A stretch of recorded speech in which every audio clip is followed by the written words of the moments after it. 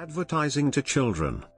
Advertising to children is the act of advertising products or services to children as defined by national legislation and advertising standards. It is often the subject of debate, relating to the alleged influence on little children's consumption. Laws concerning such advertisements have largely evolved in recent years, such as the Children's Online Privacy Protection Act, COPPA, in the United States.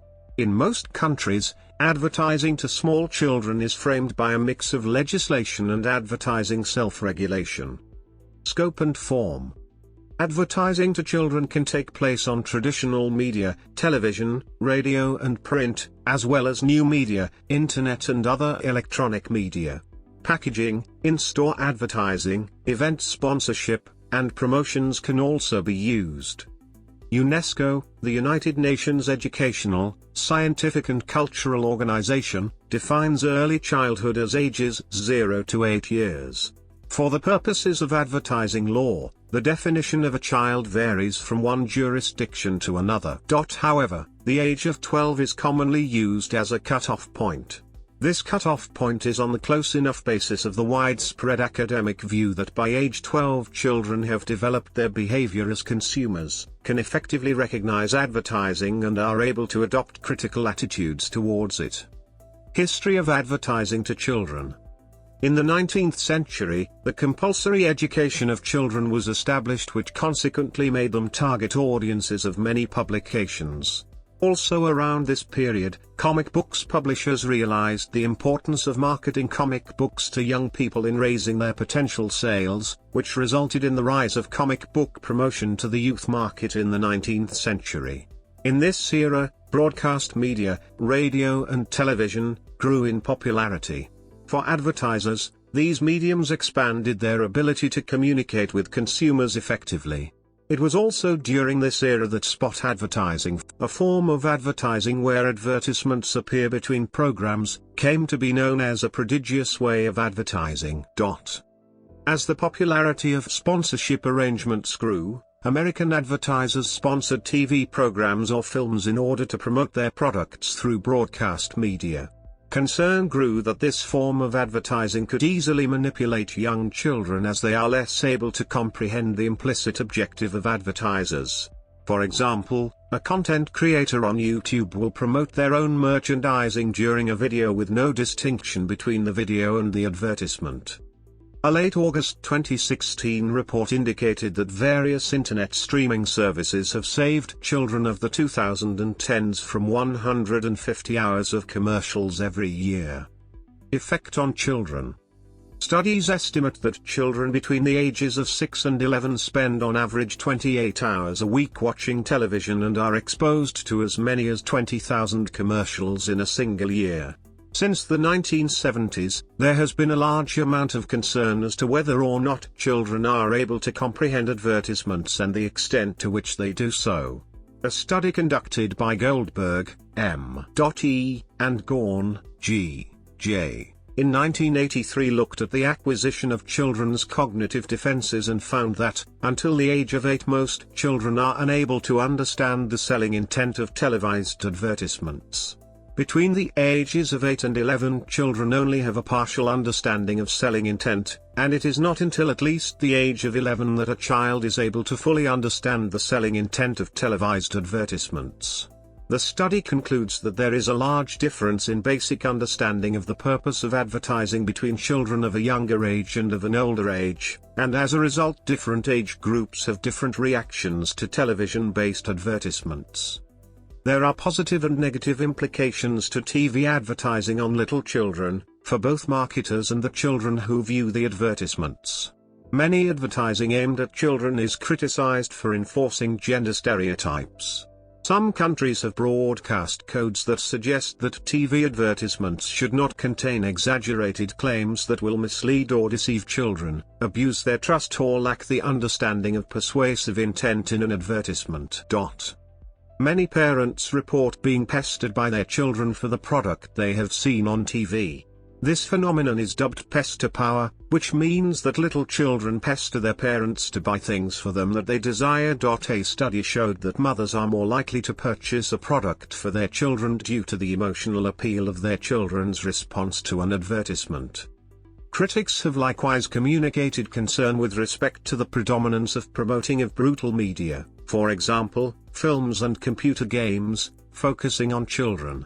3 reports by the Federal Trade Commission discovered significant help for such charges, and keeping in mind that reviews have not legitimately surveyed the effect of such publicizing, almost certainly, such advertisements do influence kids' media inclinations. TV advertisements to children.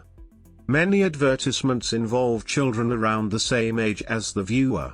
The latest technology, from laptops, cell phones, to toys, are being advertised by companies trying to sell their product.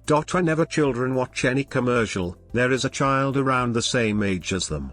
They see the child just laughing it up, crazy about a toy, and they want it. Most scholars and experts agree that children should not be targeted in ads and that there should be stricter rules around it. However, adults make the purchasing decisions, while children don't have enough life experience to know they are being manipulated. Companies will still use ads to target children because they are worth billions in sales. The effect is seen on adults, but mainly on young children. According to a study from the UK, it states that celebrities who endorse specific foods in TV commercials are a powerful influence on children, and that effect may extend beyond the advertisement itself. That study contained 181 children, and was concluded that kids ate more potato chips after seeing ads featuring a popular UK sports figure than kids who only watched commercials for toys and nuts. Jason C.G. Halford from University of Liverpool stated, "Obviously when they saw Gary Lineker in the advertisement, they ate a lot more crisps. But what was surprising was when we showed him presenting his show, we found that it had the same effect as the advertisement." Many researches indicate that kids are more likely to pick foods sponsored by celebrities, even when it's just fruit. A study in 2012 found that kids who were offered both cookies and apples were more likely to choose the apple, if it had an Elmo sticker on it. Researchers say that this phenomenon is worrisome, since most foods advertised on TV are unhealthy, and linked to a child's health and weight long term. Advertising effects on children. One cause for concern for children is deceptive phone applications directed at them by appearing to be free, but have hidden fees within the app. In these instances, the initial download of the game application has no cost.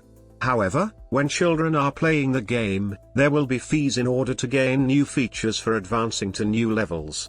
Since the child would want to continue playing the game, they'll purchase it using their parents' credit card. There are many apps that ask for billing information, but there is a certain amount of time that the app is actually free. After the trial expires, the application automatically charges the person if they didn't cancel before it ended.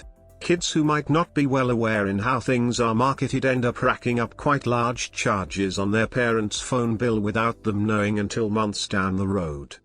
TV food advertisements.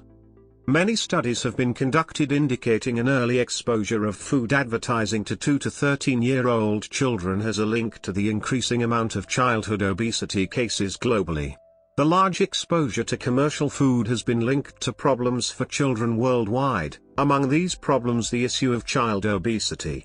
In 2015, Centers for Disease Control and Prevention found that the amount of obese little children is more than double the amount it was 30 years ago. There is a suggested correlation between televised advertisements and obesity. A study conducted by Frederick J. Zimmerman and Janice F. Bell made the statement that commercial television pushes little children to eat a large quantity of those foods they should consume, least: sugary cereals, snacks, fast food and soda pop. On average, children between the ages of 8 and 12 see 21 fast food advertisements a day through televised media. Children decide their food preference at an early moment through preliminary learning process, and when they are exposed to large amounts of fast food advertising, it has major long-lasting implications on their diet. Children's gullibility and lack of knowledge around commercial food allows them to easily trust what an advertisement says. As a result, companies are able to falsely display food items to children, and what these children think to be healthy and nutritious is actually unhealthy, being high in fats and sugars. The use of promotional characters and premium offers are often used as persuasive tools to market food to children. A study from Australia found that the rate of promotional characters in advertisements is twice as high during popular younger children's programs in comparison to popular older children's programs. Premium offers is another persuasive marketing which includes competitions, giveaways and vouchers. The same study found that unhealthy food advertisements contain 18 times as many premium offers during young children's program in comparison to old children's programs. Additionally, several studies have identified that the amount of fruit and vegetables consumed decreases as television viewing time increases. Excessive television viewing often correlates to poor diet quality as a result. The World Health Organization suggested that companies and organizations make a reduction of food and beverage marketing directed at little children that are high in sugar, fat, and sodium in order to help reduce the burden of obesity worldwide. In Canada, the majority of advertising is controlled by companies themselves. In April 2007, 16 of the largest food and beverages companies formed an initiative known as the Canadian Children's Food and Beverage Advertising Initiative. The companies decided that each would require that at least 50% of advertisements targeted at children under the age of 12 years old would contain healthier dietary choices. Studies have shown that exposing children to healthy food advertisements had a positive impact on their attitude towards healthy food, whereas when unhealthy food advertisements were shown alongside healthy food advertisements had a negative impact on their attitude towards healthy food. Regulations for food advertising to children. In Australia, there is a self-regulatory code toward children's exposure to food advertising.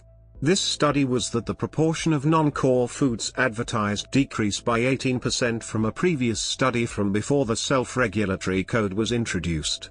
This code was created because of the negative impact that the advertising of unhealthy food has on children. The self-regulatory code regulates the use of promotion, popular characters, and unsuitable material during time periods dedicated to children's television programs.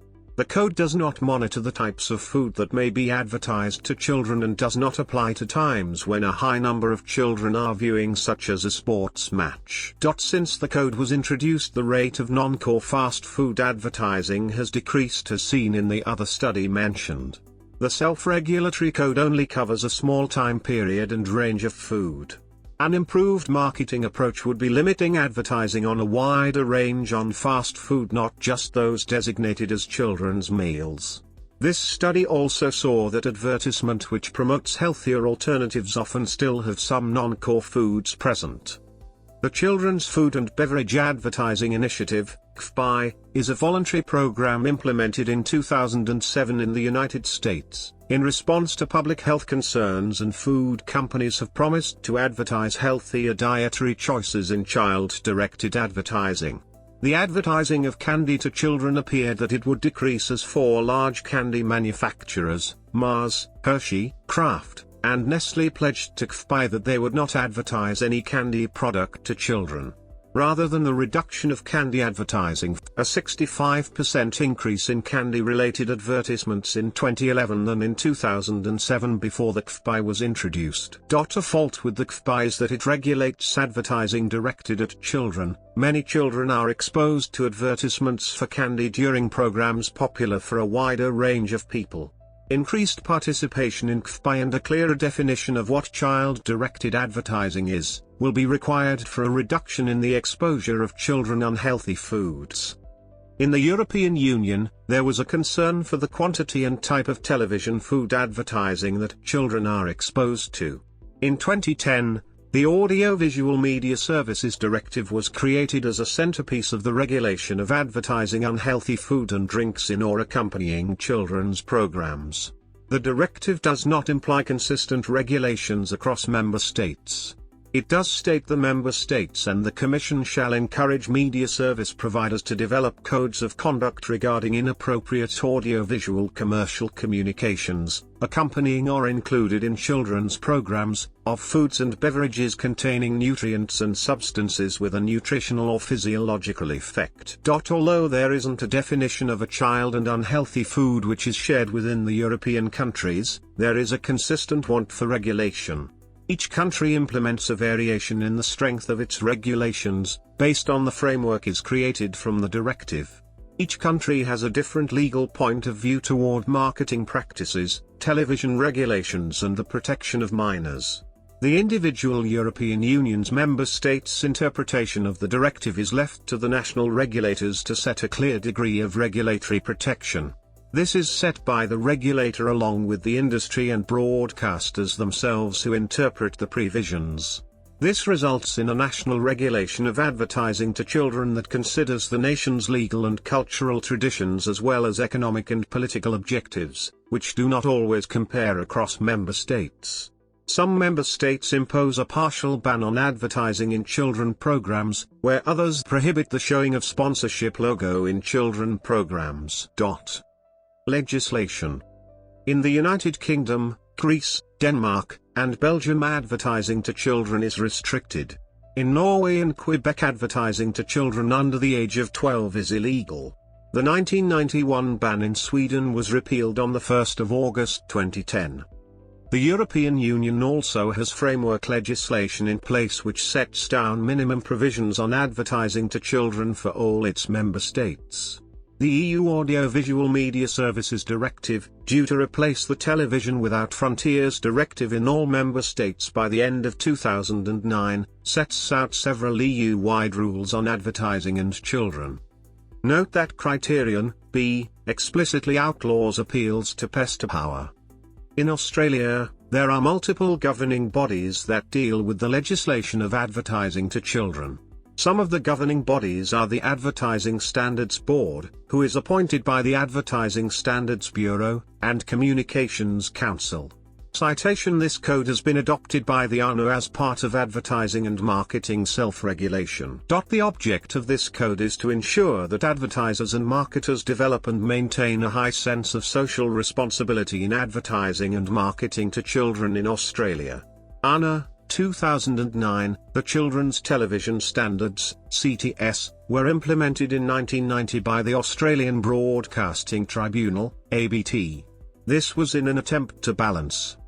In the United States, advertisements marketed to children were limited between 1946 and 1983. With the Children's Television Act, which was introduced in 1990 and strengthened in August 1996, legislation once again became stricter. Advertising standards. In many countries, advertising is also governed by self-regulatory codes of conduct. Advertisers, advertising agencies and the media agree on a code of advertising standards enforced by a self-regulatory organization. At a minimum, the general aim of self-regulatory codes is to ensure that any advertising is legal, decent, honest and truthful, but in most countries, detailed rules are in place for different advertising techniques and sectors. On a global level, the International Chamber of Commerce has drafted a global code on marketing communications. All forms of marketing communications worldwide must conform to the ICC Consolidated Code on Advertising and Marketing. The code includes a specific section, detailing the special care needed when communicating with children. Since 2006, a global code of practice on food marketing communications is also in place. The Framework for Responsible Food and Beverage Marketing Communications of the International Chamber of Commerce, ICC, sets down global requirements for food and beverage marketing communications on all media, including the Internet. Many countries have implemented self-regulatory provisions that use the ICC framework as a basis, but go further in several respects, depending on local considerations. Examples include Australia, Brazil, Canada, Chile, France, Ireland, the Netherlands, New Zealand, Spain, the UK and the USA.